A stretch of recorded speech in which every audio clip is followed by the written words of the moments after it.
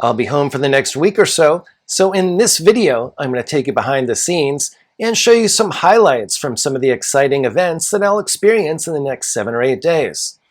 Of course, following each of these events, I'll be giving you some insights and my thoughts regarding the wines that I've tried and some best buys and some recommendations and takeaways that you won't want to miss. At a minimum, I'm going to be attending 2 different trade tastings for classified growth Bordeaux producers, one of which is a third growth and the other of which is a second growth. I'll also be attending a dinner with a winemaker from a very well-known Napa Valley winery and hopefully get a chance to have some words with him that I'll share with you as well. And we're going to finish on a strong note as I'll be having a legendary lunch with Chateau Cheval Blanc, where we'll be tasting at least 3 different vintages of the top wine, as well as the white wine and some other goodies as well. So be sure to stick around until the end for that. I'm ready to start the first wine-related activity of the week, and it's a good one. It's a trade tasting for a third classified growth Bordeaux producer, Château Calon Segur. Calon Segur is located in Saint-Estèphe, and it's going to be a nice opportunity to taste some of their more recent releases and see how the estate has been making progress since its change in ownership back in 2012. I made it to Masseto Imports, which is the host for today's tasting. Masseto Imports is a fine wine and spirits importer and distributor with a number of amazing clients. They're particularly well connected in Bordeaux, and Calon Segur is one of their clients. I'm not sure what exactly you do on days where you have Saint-Estèphe for breakfast. Perhaps I'll go to the pool later and have some cornas. But I'm back from the tasting now, and before I do that, I wanted to share some of my insights from the tasting this morning. We tasted more than just Calon Segur. In fact, we tried wines from a number of different properties, all of which share common ownership with Calon Segur. The biggest surprise for the tasting was an absolute revelation from Pomerol. This is a wine that I tried for the very first time.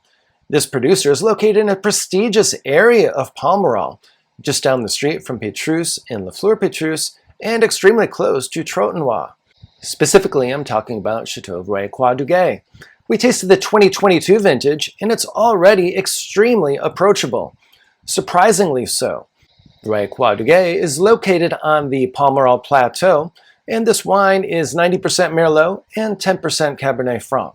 They have less than 4 hectares of vines, so it's an extremely low production. They make only around 10,000 bottles or so, so you'll definitely want to keep an eye out for it. One of the reasons that you probably haven't heard of this producer is because they've only recently started to implement some of their improvements to the winemaking techniques, and so this is a wine that's only going to get better. They have some of the most amazing terroir in all of Pomerol, and yet their wines still sell for a little over $100 or so per bottle, and in any event, for a small fraction of those of its neighbors. With respect to Calon Segur, we tried 2 different vintages of the second wine, Le Marquis de Calon Segur, and 1 vintage of the top wine, the outstanding 2016. If you've wondered why Calon Segur has the heart on the front of its label, this dates way back to the 18th century. At that time, the Segur family owned a number of impressive estates in Bordeaux, including Lafite and Latour. But around that time period, Marquis de Segur was managing these properties, and he said, "I make wine at Lafite and Latour, but my heart is at Calon." As mentioned, Calon Segur was acquired in around 2012. Before that time, it was an underperformer, certainly relative to its third growth status. 2009 and 2010 turned out fairly well due to the strength of those vintages, but for the most part, if you're a wine collector, you'll want to hold off on buying most of the Calon Segur wines until around the 2014 and 15 vintages. But things really picked up, beginning with the 2016 vintage, which was the first vintage that was produced in their brand new state-of-the-art winery. The 2016 Calon Segur is highly acclaimed by numerous wine critics, and it's easy to understand why. This wine is perhaps on the early portion of its drinking window, but certainly has a long life ahead of it. It was extremely impressive, and definitely my wine of the tasting. This wine is a blend that consists of 60% Cabernet Sauvignon, 20% Merlot, 18% Cabernet Franc, and 2% Petit Verdot. There were flavors and aromas that included blackcurrant, red cherry, black cherry, plum, and much more. There was an undercurrent of some bright red fruit that was really beguiling, but yet there was some dark fruit as well. There were also some intriguing floral notes like violets and roses, and some earthy mineral qualities as well. There was ample acidity, plenty of structure, and a long, complex finish. Definitely a wine that I highly recommend, and one you should be able to find in the secondary market for around $220 or $240 or so in the United States. As with most second wines in Bordeaux, there's an emphasis on approachability and early drinking. They use a higher percentage of Merlot in the second wine, a minimum of 55%, and typically the rest is Cabernet Sauvignon. We had the 2016 vintage and the 2022 vintage of the second wine, and my personal favorite was the 2022. As I mentioned on this channel repeatedly, 2022 is an epic vintage in Bordeaux, and those wines are showing extremely well already, despite their youth. So I would definitely be a huge buyer of 2022 Bordeaux from pretty much all the producers that you enjoy, as well as others that you might want to try in the future.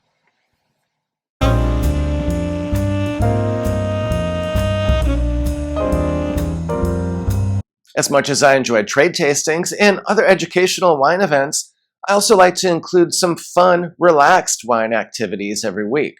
When I'm in Dallas, my favorite place to do that is absolutely Roots and Water. Roots and Water is a members-only wine club that's sort of like a country club but for wine drinkers.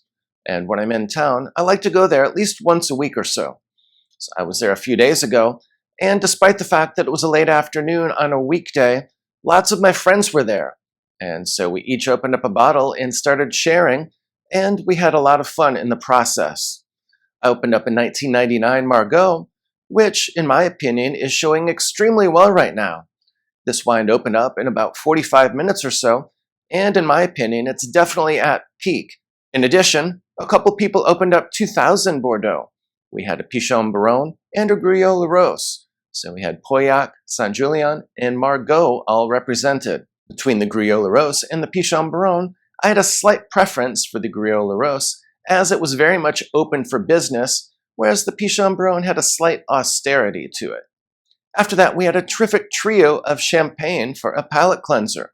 We had the 2007 and 2008 Cristal and the 2008 Dom Perignon. It was a real treat to compare head-to-head both the 2007 and 8 Cristal and then the 2008 Dom and Cristal. According to the Cristal winemaker, he thinks that the 2008 Cristal is the best wine that he has ever made. And certainly if I was scoring the Cristals, I would definitely give that wine the highest marks. But the 2007 was showing extremely well this night, and it's definitely one that's at peak. So I would not hesitate to enjoy the 07 Cristal now, but I'd probably give both the 08 Cristal and the 08 Dom some additional time in the cellar before digging in. We finished on a strong note with a member opening up a 2002 Masseto once he found out that that was the favorite wine from a guest that was there that evening. Masseto is 100% Merlot, and it's certainly one of the most coveted collectible wines, not just in Italy, but anywhere in the world. This is a wine that opened up after about an hour or two in the decanter, and it just kept getting better as the evening wore on. So always a treat to taste this one. Today I took a little bit of a break in the Bordeaux tasting and enjoyed some Napa Valley wines. Joe Harden, the winemaker for Nickel & Nickel, was in town, and I met with him to try some Cabernet Sauvignon and their Chardonnay that's called the Truchard Chardonnay. The Nickel & Nickel estate is located in Oakville, very close to Opus One. Nickel & Nickel produces up to 20 different single vineyard Cabernet Sauvignons from Napa Valley each year. Typically something happens and they don't make all 20, but in many vintages they make as many as 18 or 19 different bottlings. And when Nickel & Nickel says single vineyard Cabernet Sauvignon on the label, they mean it. As Joe explained, that they have to use 100% Cabernet Sauvignon in these wines, and 100% of the fruit comes from the vineyard that's on the label. During my meeting with Joe, I had 3 different 2022 Nickel & Nickel Cabernet Sauvignons. I had one from Rutherford that's called CC Ranch. I had an estate bottling from Sullinger in Oakville, and there was the Vaca Vista Vineyard wine from Oak Knoll District. While all 3 were enjoyable, the standout was definitely the estate Sullinger Vineyard, which was from Oakville. I really enjoy Oakville Napa Valley Cabernet Sauvignon, and this wine definitely had a little bit of extra intensity and power than the other two, but it was also extremely well balanced with a long finish and also some ample acidity to balance it and give it some freshness.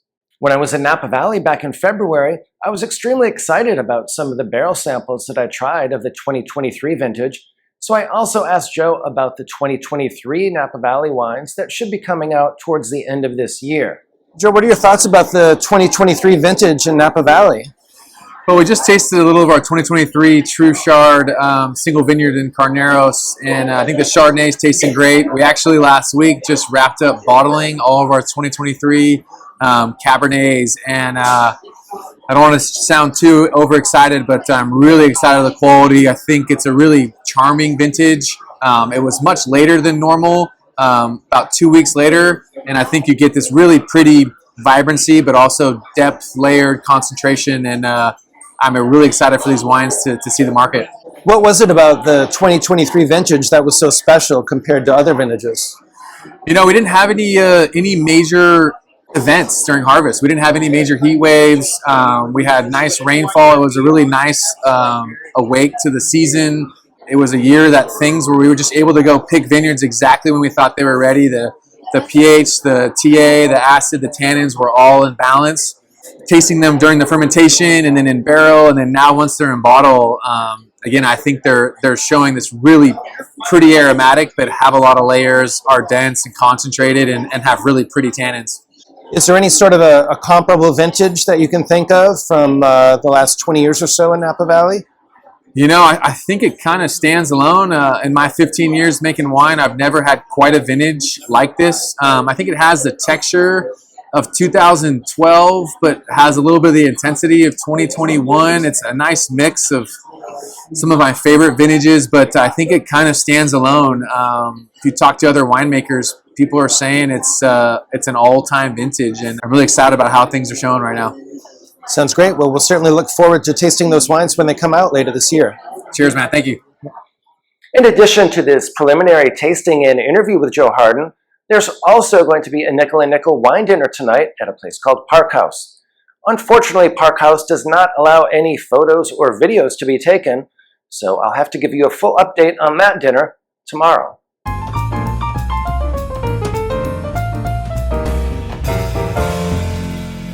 The wine dinner last night was a good one.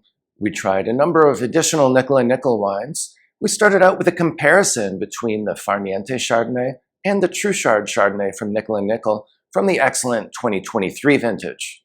Joe Harden for the True Chard Chardonnay suppresses malolactic fermentation and uses much less new French oak. So they're definitely made in a different style, and it was really interesting to compare them. They also made for an excellent pairing, and I saved some of my Chardonnay to go with a lobster, which was one of my favorite pairings of the night. In terms of the Cabernet Sauvignon that we had at the Park House dinner, my favorite was absolutely the 2016 Branding Iron, which we had from Magnum. That one was in a terrific place and showing extremely well. It's the morning after the wine dinner now, and I have another tasting event today. I've got a trade tasting this morning at Misa Imports. We have a second classified growth from the 1855 classification of Bordeaux, namely Brane Cantenac from Margaux. We're going to be tasting at least two vintages of the top wine from the outstanding 2015 and 2018 vintages. I'm also going to be able to taste their white wine for the first time, as well as some others. So I'm about ready to head over there, and I'll give you my thoughts after the event.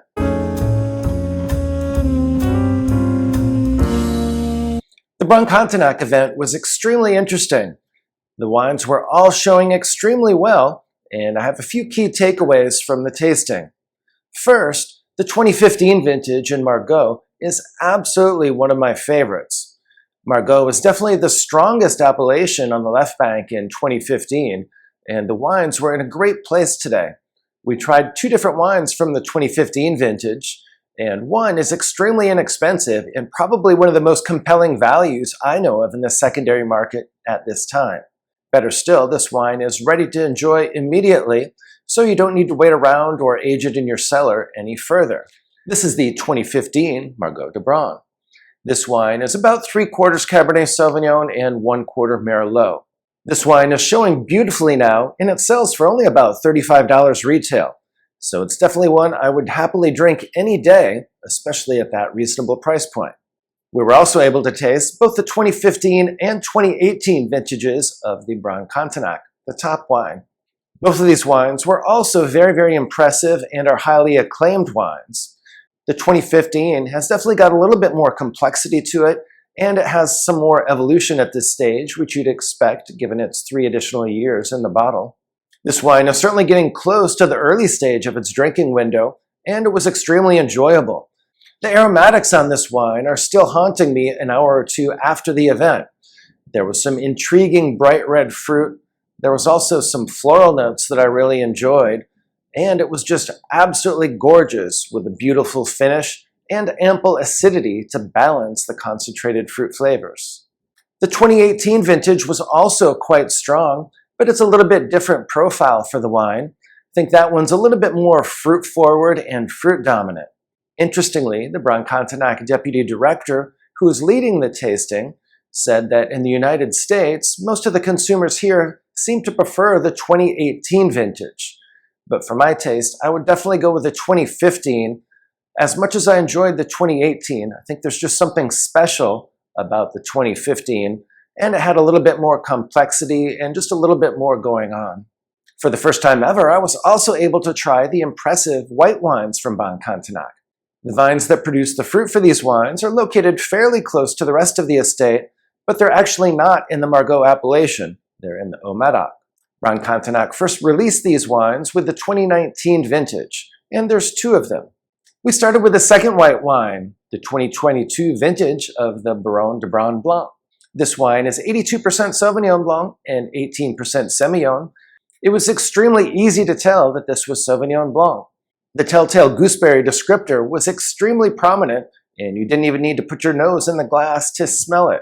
I could smell it as soon as they poured it.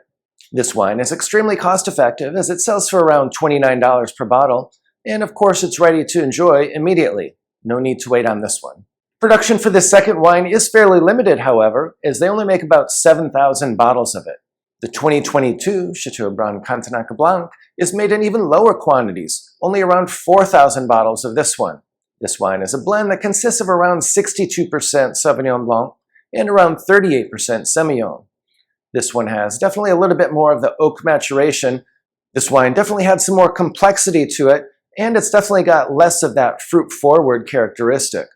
The Sauvignon Blanc is much more restrained and subtle in this one.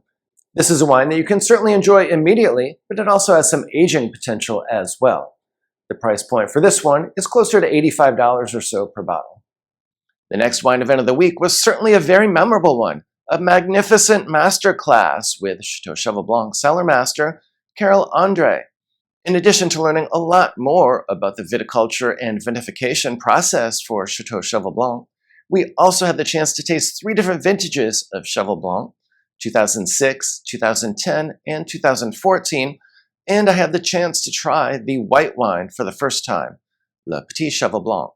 If I was scoring these wines, I would absolutely give the highest marks to the 2010 vintage, which has received at least 4 100-point scores and is absolutely on the short list for consideration of the very best Cheval Blanc vintage ever made.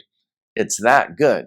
In my opinion, however, it's nowhere near its peak, and so if I was fortunate enough to have this one in my cellar, I'd definitely give it at least another 10 years or so before I opened it up. As much as I enjoyed the potentially legendary 2010 vintage, the 2006 vintage was probably showing the best and the most enjoyable wine at the tasting. Better still, this is a wine that sells for about half the price of the 2010 vintage. In my opinion, this one is also near its peak, so I think you can open this one up in the near term. It was also a treat to taste the Cheval Blanc white wine for the first time. This is a wine that's around 70% Sauvignon Blanc and 30% Semillon. They matured this wine for around 20 months in a variety of different sized oak vessels, and they also used some batonnage. This is a pretty intriguing white wine, and it was definitely very enjoyable and showing well. We tried the 2022 vintage. The white wine sells for around $160 per bottle or so. If you'd like to learn more about legendary Bordeaux producer Chateau Cheval Blanc, be sure to check out this video that's linked above.